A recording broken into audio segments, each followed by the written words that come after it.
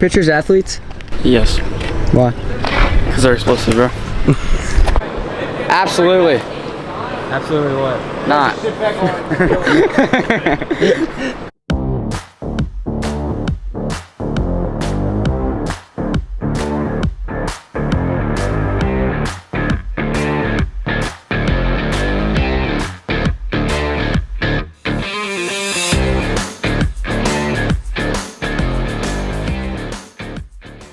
This week in the Prospect Prep Series, you all are going to follow around our 930 group. This is our second group of guys, and they are all in the 2028 class. We got Logan Leffler from Butler, Lane Whitley from Bullitt East, and then Brady Hattle, who's going to be at E-Town for his sophomore year. Not giving anything away, but one of these guys hits a mountain PR that he wasn't really expecting this week in Lab at Bats. One of these guys wins Pitcher of the Week. And one of these guys is working through some things. We're trying to get him back to be the player that he was a couple months ago and get him right moving forward.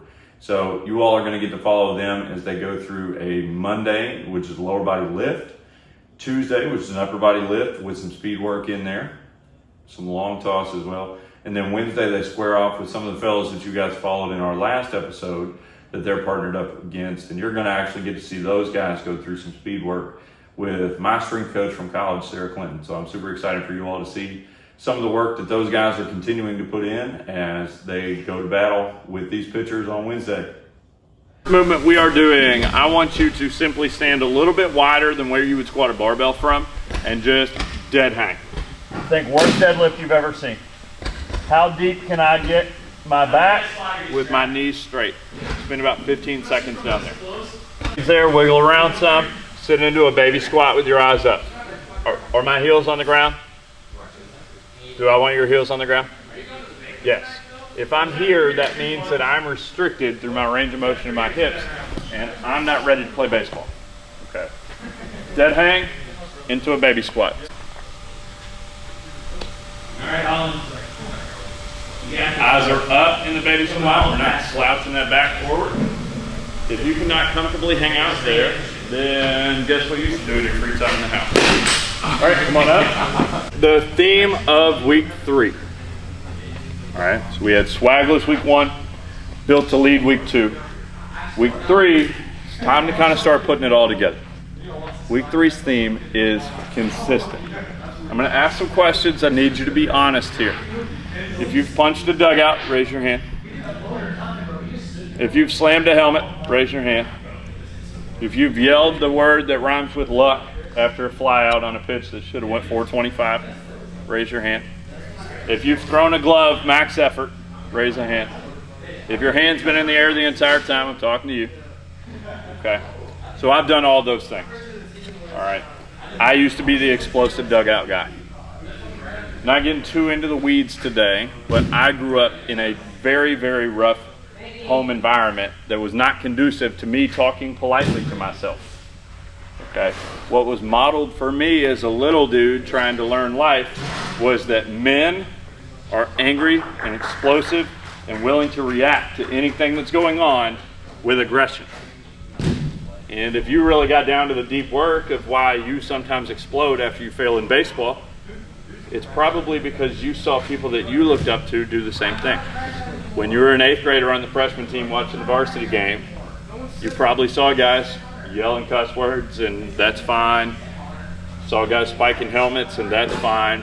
Baseball culture is not doing you favors to build positive self-talk.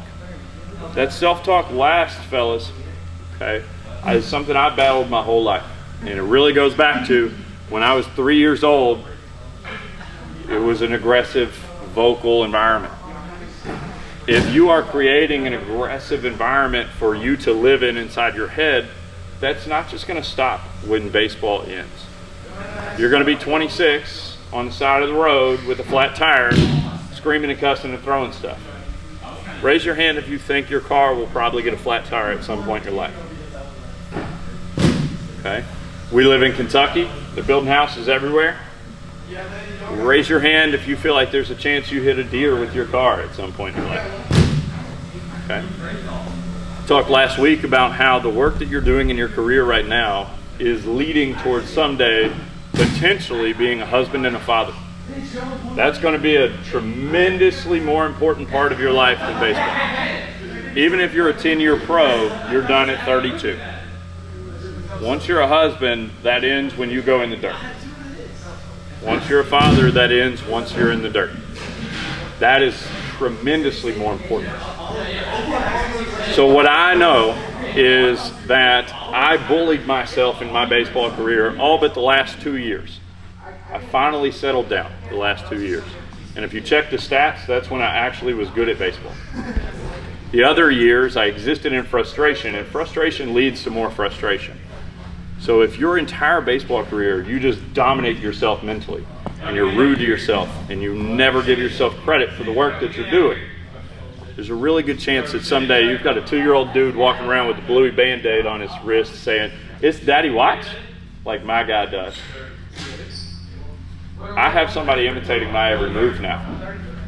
If my every move is reactionary and aggressive and vocally aggressive, I'm creating a real person who is imitating everything that I do.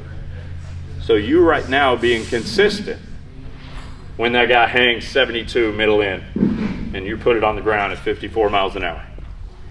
When you throw a front hip breaking ball in a perfect situation and it's a dot on the inside corner and the ump gives them first base. You being emotionally consistent through those situations, because we know those situations are going to happen, right? There's going to be a hung pitch that you get out on. There's going to be a fastball 6 balls off the plate away, and you're getting punched. We know those situations are going to happen in baseball, right? Okay. If you are reacting to every situation in baseball, it's a game of failure. Guys that hit .333 failed 2 out of 3 times. If we're just mad every time we fail, in a game where we know, yeah, I'm going to fail. I know I'm going to fail. If we're reacting to every one of those, we are building just a negative dome for us to live in. And if that carries over when you're 38 years old, you may be one day leading a family through an aggressive household. Because when you were 15, you wanted to look cool when you struck out. And everybody's scared of you in the dugout. And then that never shifted. Because humans are pretty predictable. The guys that were the most aggressive and violent in the dugout when I was 13 are the guys that have been like the most aggressive and violent in adulthood. There's no secrets. So today, raise your hand if you think you may miss-hit a baseball. Okay? Today, as we go through our lift, our pitchers are lifting pretty much the whole time today. Raise your hand if you think you might lose a sprint race. Raise your hand if you think I might correct you on form of one movement you do today. We know these things are going to happen in our sport and in our training. So if every time we fail, we're like, well, I just suck at lifting. I should have just probably stayed home. What are we doing to cultivate an environment where we can really mentally succeed in? And someday that environment's going to stretch just beyond your own ears. You're going to have little ears walking around living like Daddy does. Go ahead and start building that person now with consistency. That's what I got. Hitters, you're on, Hunter. When's the last time you threw? University? You didn't throw this weekend at all, turf now? right? You leave on Thursday? Yeah. When did you throw? How do you feel? I came in from the second inning and almost passed out after a couple of rounds. It was 93. So, Yeah. Do you feel solid. sick? not anymore. I feel really good. It was a solid turf field, so it was scope. Were you all at the same place? Yeah, we played. We're in the same tournament. Okay. Well, baseball's hot. We've got to make sure that we've got the sodium and the water in us that we need. Okay. Getting the sleep that we need. And you threw yesterday? Okay. There's no throwing today. All right. Most Mondays we're not going to throw. Today's lift is pretty aggressive on the leg side of things. We know what you all need, right? So we're talking about recruiting plans moving forward. The first thing is, when we think about recruiting, it's really like a car show. And some of you guys have heard me say this before. I'm not going to drive my Ford Escape to a hot rod convention. Okay, we have to go build a hot rod. So the recruiting plans moving forward, February is the earliest that you will matter to anybody. Okay, there's a really good chance, and you guys are 28s, there's a really good chance that no one cares about you all of 2026 and then half of 2027. But if we've built somebody that is ready to show off, like that hot rod is, February is where we let people know who we are. The February PBR Open event is our target. Okay, that is where you go show what you are, and that's where coaches are building their following list. Coaches don't just sit around waiting to be impressed and scouring Twitter and all that stuff. They kind of build a list of like, I'm paying attention to these guys through the spring. And then if a buddy I trust sends me somebody, I'll pay attention. But for the most part, in the spring, college baseball coaches are coaching college baseball. They're not really recruiting much. So if they've got a limited amount of people they're paying attention through the high school season, hey, I like this kid's numbers, and he's got a 1.2 at Butler. So he's probably one we want to see this summer and see if we want him to be an early junior year. I haven't gone to it in a minute. But if I haven't been able you to. aren't ready for that, and you're topping 78, that's fine. You're probably going to want to target smaller events. Okay, we got the showcase going on over here, August 2nd. It'd be a good experience for you guys at a cheap rate to kind of get a feel for what's going on and get some smaller colleges to know who you are. But if you're targeting the bigger colleges, which you guys have all told me you are, I'd say it's probably gone soon. then we need real exposure on a mass level. So PBR's website, and I'm not paid by PBR or don't benefit at all from this, I just feel that it's a really good tool for my guys because I can go in and sort by attributes. What's the number one attribute that is sorted by college coaches evaluating high school pitchers? Velocity. If you're a great pitcher and you top 74, you can't play for anybody. Really. Are there guys in college baseball that throw 74? Yes. Are college coaches actively looking for a guy that throws 74? No. Those guys usually commit like June after their senior year. They thought they were done, and they're like, well, I'll go to school and I'll play some ball. And they're the 14th guy in the bullpen. Okay. If you're trying to be a Division I level guy, for you guys, we have to make sure that the body looks right getting off the bus. I'm going to wear you out with this. It's what these next couple of years of your life are about. If we get you to 215, you might let go of 96 in high school. 96 is cool. If we get you to 175, maybe we're sitting 85. If we get you to 175, I think we might sit 90. Okay, so that's what it's about right now. Your games this summer, no one on earth cares about. Have I asked you the results of what you did this weekend? Really? No, I want cool stat lines when my guys do awesome stuff, but I'm not even sure off the top of my head I can tell you what teams you play for. I don't care. And I train. So college coaches definitely don't care what freshmen are doing over the summer. But if you want to be a guy that care about what freshmen are doing over the summer, it's building a body that can play college baseball. Okay, none of you guys are there yet. So that is the work. That's what we're trying to do. You guys next summer need to start playing pretty competitive baseball, especially you, because I think you'll be a guy that matters to those guys when they start evaluating the 28 class. You need to be playing at Grand Park. You need to be playing at East Cobb. You need to be playing at Lake Point. Local stuff that's like at a college in small town Kentucky is insufficient. You need to be at those places because all the college coaches that we are talking to this summer, every guy that we call is at Grand Park or is at Lake Point. Been a couple Kokomos, but for the most part, if you're not going to those places, they're not there. Okay. Might be 4 coaches somewhere where you're playing, but you know we've had guys this summer calling a coach and he's like, yeah, I'm standing here with like 65 coaches at Lake Point.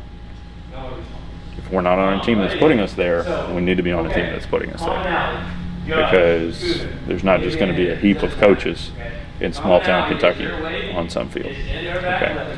They have to go where the most players are that are going to be high quality players. So if there's a tournament with 6 teams in it or a tournament with 65 teams in it from all over the country, if you were a coach and you had to drive your car somewhere for the weekend, you know where you would go. So we have to be playing a tournament slate that's putting us there. Okay. Now next summer is the same thing. If you're topping 76 next year, you're not a hot rod. You've got to build a hot rod. So maybe you literally, after your sophomore year, don't play travel ball. I know that seems like a sin. But if you're not ready to play college baseball, there's no better time to build a college-ready baseball body than the 2 months over the summer where you have nothing else going on in life. And if you're traveling all over the country, it's really hard to work out 5 or 6 times a week and eat 4,000 calories. So if you're not ready to show off for college coaches next summer, you really need to consider not playing. Okay. I know that sounds so backwards, but if you played that whole summer and you were topping 76 in June, and then you're topping 74 in July, you're going into your junior year topping 74. You're not a college baseball player. So if you go into that summer 157 pounds and you walk out 175 pounds, which is possible, that's probably a lot closer to who you need to be to play college baseball, right? So that's the plan. We're building a college-ready body. The work starts today. Y'all about to get after it a little bit today. This is going to be good. How quickly can you get off the ground? Good.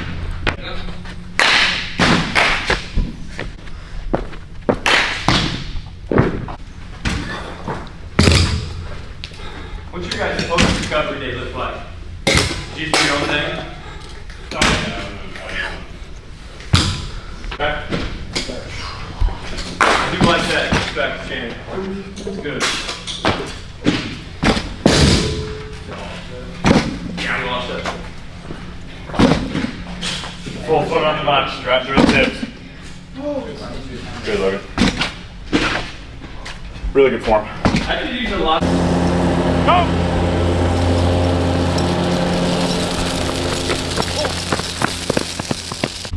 Straight front hamstring, eyes up in front of you. Much better. Jump. Flat back, Brady. Look at that bat moving here. Uno. We lift tomorrow as well. Upper body focus. Good. We have some long toss. Yeah? Yeah. Wasn't my fault, you bet. Think I'm eating. Well, run too. Gotta stay explosive. What do you weigh? 168. So I'm 231 last time I got on the scale. So that's, I weigh 63 pounds more than you. Would you like for me to line up and smoke you with this harness on right now? You definitely wouldn't. Fine. I definitely wouldn't. I'm not going to embarrass you. You're like crazy. That. I'm not going to embarrass you like that. Let's hook you up to a 63-pound sled. See how you do. All right. If you talk longer, you get a longer break.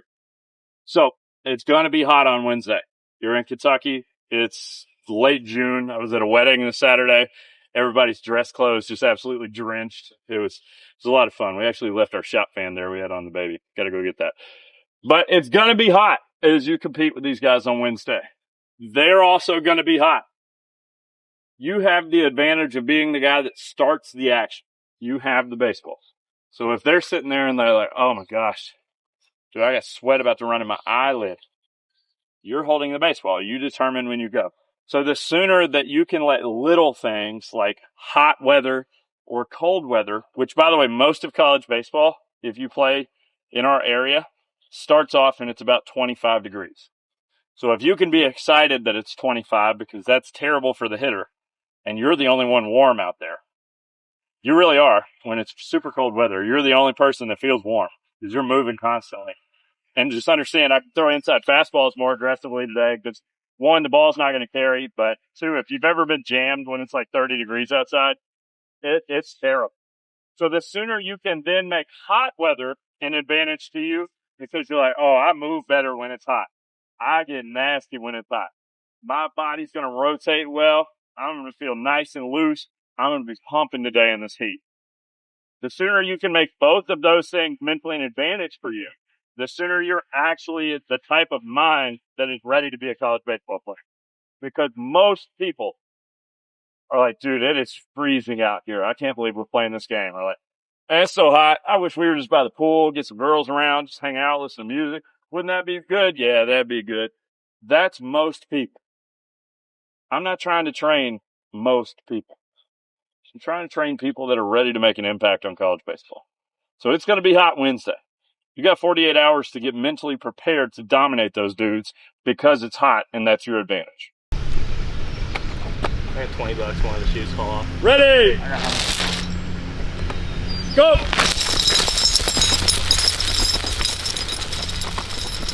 Coastal and LSU. Oh. All right. Do you feel like Coastal's coach should have got ejected for what he did? A little bit. I kind of do too. Like, I feel like It was too small. I mean, like, you gotta let him have his moment. He's out there for like an extra 5 seconds, what they call him for like excessive something. No, the umpire tripping, that was actually hilarious. But the rules pretty explicitly state you can't argue balls and strikes. They told him to calm down, and he came out of the dugout to argue balls and strikes. So like, I don't think I would have ran him, but by the book, like, it's an ejection. Now the umpire coming over and going like full Teletubby mode, like that was bad. Did y'all hear his press conference? No. He said, I can't get an extra game suspension and be responsible for another grown man's athleticism.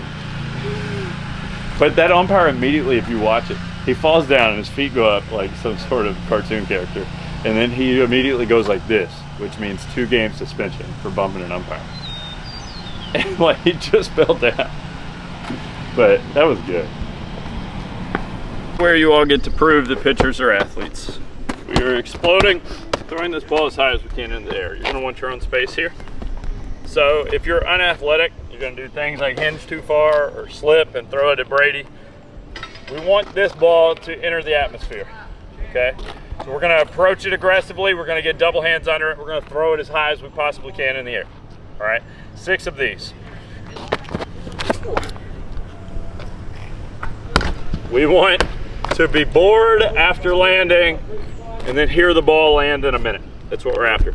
6 of those paired with a med ball slam. So I'm not trying to jump. Lane, I want your approach more aggressive. Better. Just get the hands under it and through it.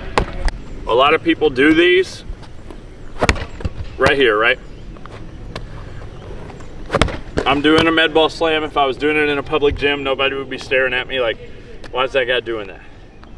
I want you to do one you can't do in a public gym, okay? All of you here would like to throw 97 at some point in your life, right? I never got there. Tried.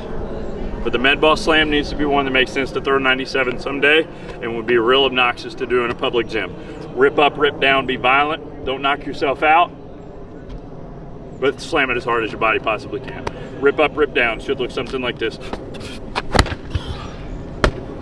I'm not able to control where the ball's going. It's max effort rip into the ground. Go get it again. You got 6 of those paired with your overhead. Throwing stuff tomorrow. Good, Logan. Go ahead.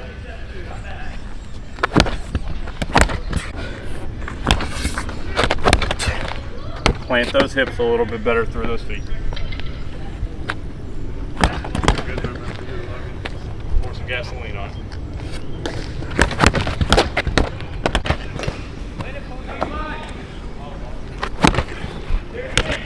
I think the pitchers are good for the 2028 class, especially Brady Hattle. He's a really good 2028 pitcher, and he's going to be a rising star. This week, you guys are truly 3-on-3, okay? Got our hitters versus our pitchers tomorrow. I'm excited about this because you guys got some momentum last week.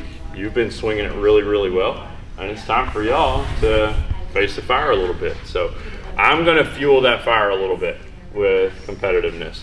So to begin with here, it is pitchers versus hitters in knee tag, okay? Whoever is the last person standing wins it for their group. The other group has to touch the mailbox at the end of the street. This should be good. Lane, you're good at this square, right? I swear if I can. To review, the only way to get out is to touch the knee. Wait, if I do this, does this count? Yeah, They can't hit me, right? and get your back to your knee. They ain't touch my back. Ready, go! Last person standing takes it for their group.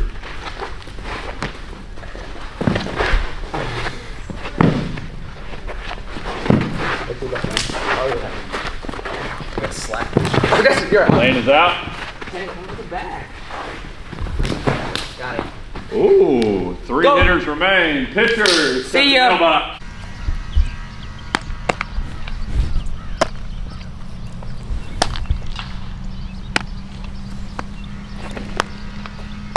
Cooper, the arm moves well. Like I like the arm flight. I think there's just more with the body that's in there.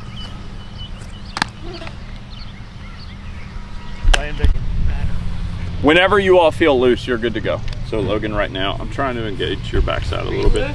We're coming up to the pad. We're gonna go off our right foot, land on the right foot on the other side of it, and deliver the baseball right here. Okay. catch yourself in a little bit of a hinge and drive towards your target.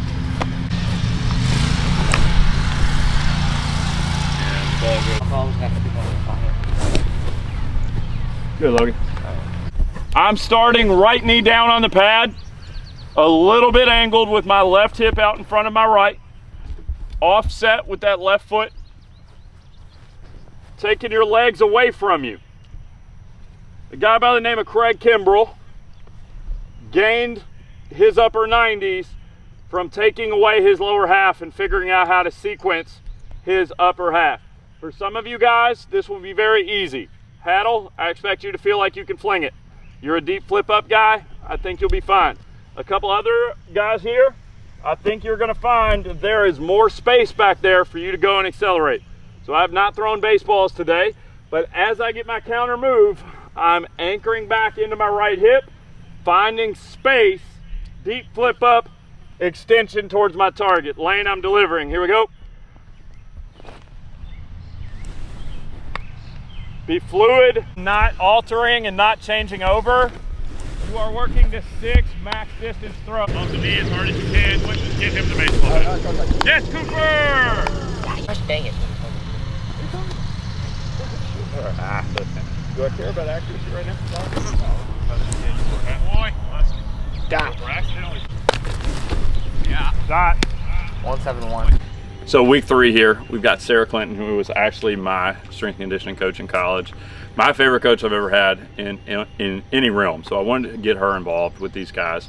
I've got her in working to get these guys faster. So Sarah, tell us a little bit about what you guys are gonna be doing. All right, hi, Sarah Clinton. We are just out here kind of working on starts and the first 10 yards. We're getting some wall drills in so we can really break down the form and feel the hip separation, feel the knee drive, feel the ball of foot contact, and what happens when they're actually going at full speed. So let's break it down, let's feel it in position, and then let's go straight over to the sprints and let's apply it into the sprints and feel all of the triple extension and the knee drive and the ankle dorsiflexion and all the mechanics that are going in to get these guys a little bit faster.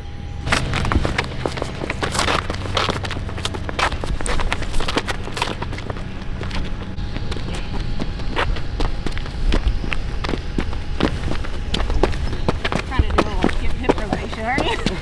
Stretch it and then we'll move it. Okay?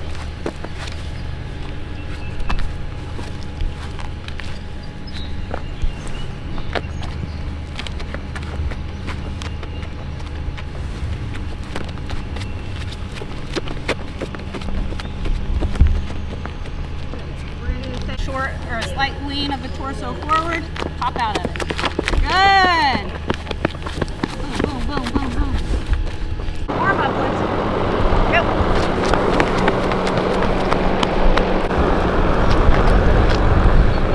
Go.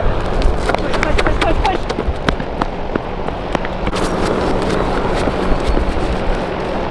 Go.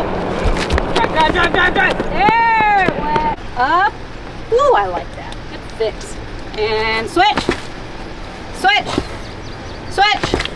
Switch. Switch. Switch. Feet up, feet up, feet up, feet up. Go. Push, push, push, push, push.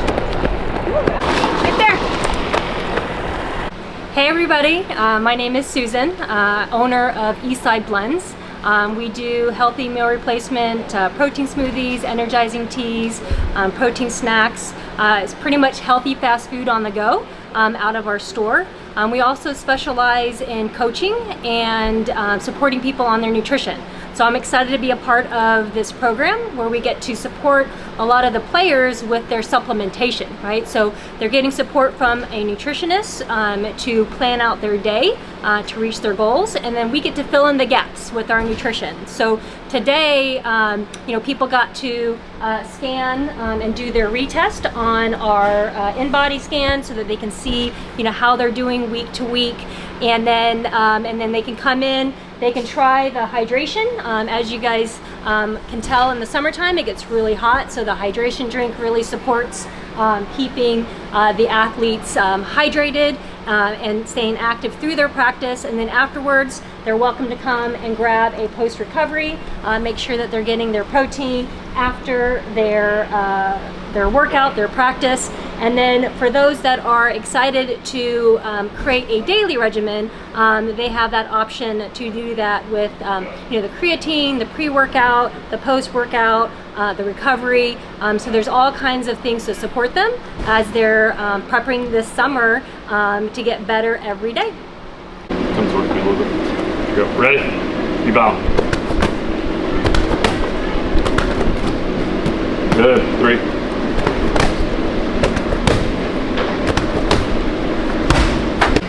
And 2, and 3, and 4. Switch sides. Go. And 1, and 2, and 3, and 4. Relax.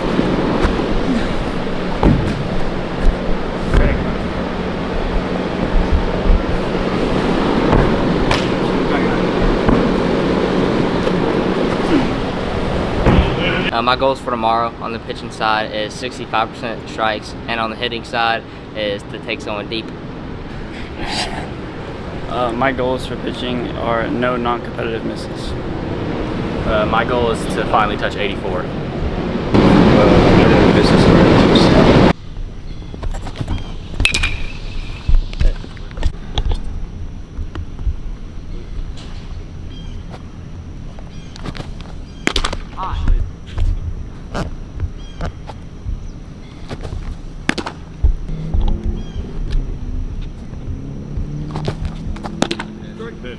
No boy one.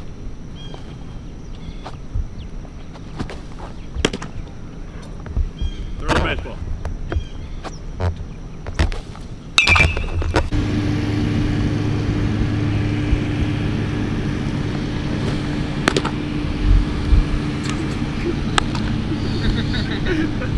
Somebody get a sword. I think he gets home. Alright, let back in here. Cool.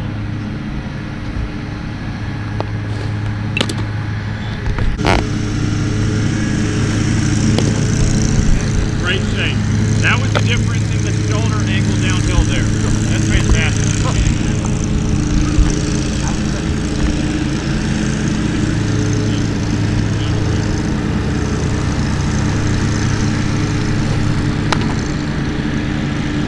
I like that idea there.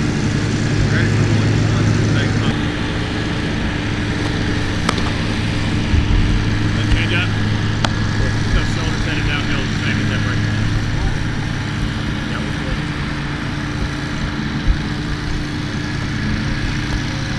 Yeah, that's deep.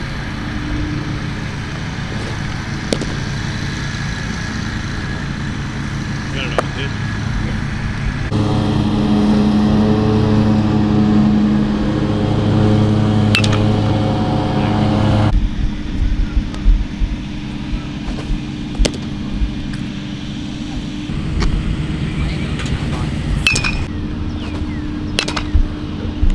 So like we build on.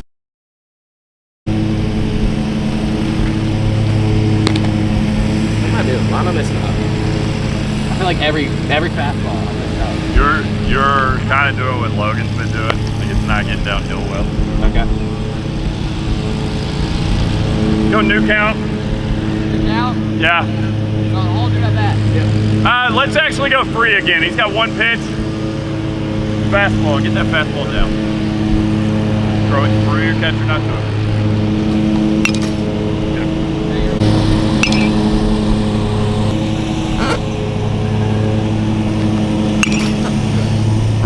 That change up? Okay. On repeat in your head right now, I want the balls of your head to sound like this. Downhill attack, downhill attack, downhill attack, and nothing else happens. That's it. That's all I want you to hear.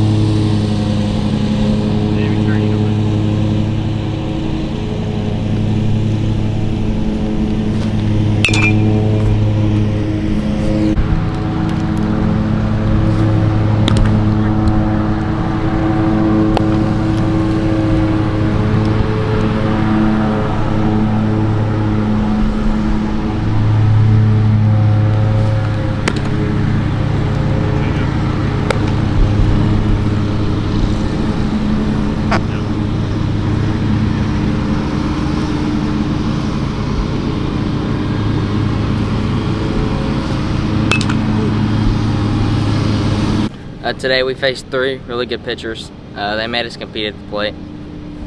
Today we faced 3 really solid arms in the 28 class. They're really good for their age. Wasn't too hot. Good command on pitches, no bad misses. Didn't land a ton of off speed, but set a PR. Couple big celebrations this week. Brady Hattle threw up an 85, which is a PR for him. 83.5 was before. And Logan Leffler is actually our pitcher of the week. So I really hope you guys enjoyed watching the work that these guys are doing. And if you think in the summer of 2026 you might want to jump in, please reach out.